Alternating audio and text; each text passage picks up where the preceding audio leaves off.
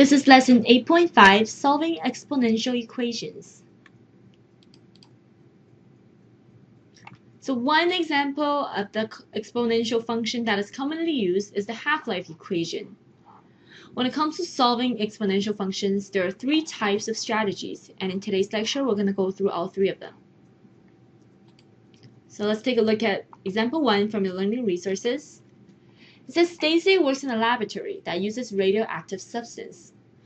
The laboratory received a shipment of 200 grams of radioactive radon, and 16 days later, 12.5 grams of the radon remained. Calculate the half-life of radon. Strategy A, we have to solve the equation algebraically by writing both sides with the same base. In step 1, we have to form an equation. The half-life equation is m of t equals to p in bracket 1 over 2 the power of t over h. This is the universal equation in which you have to memorize for your test. So here, m of t is the amount of substance remained. P is the original mass of the substance. T is the time in days, and h is the half-life, which in this case is what we're trying to find out. In step 2, we'll plug in the given values. So we had 200 to start with, and at the end we had 12.5 left over.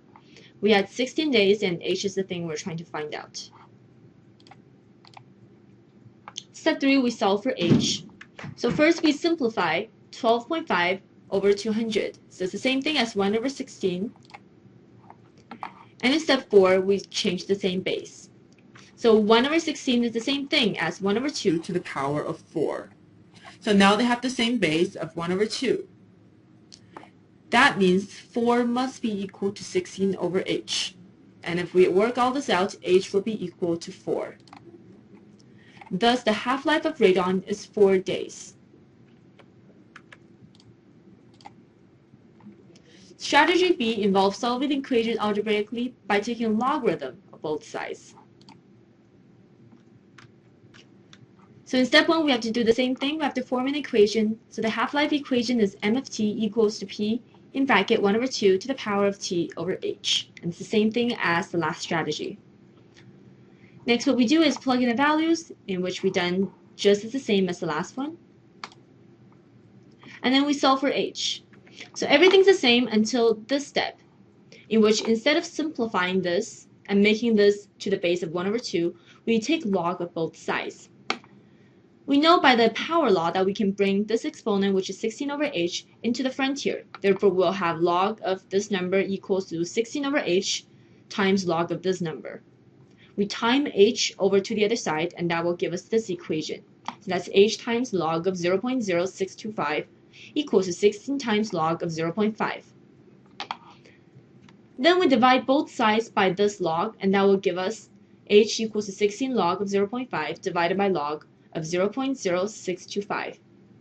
Next, we have to use a calculator, and after all the calculation, we'll find out that h equals to 4, which is the same answer that we got from the previous strategy. Therefore, the half-life of radon is 4 days. In strategy C, we have to solve graphically by using a graphing calculator or a graphing technology, which most of the time are not allowed on tests. So after we graph this out, we try to find the intersection, and the intersection will be the answer to h.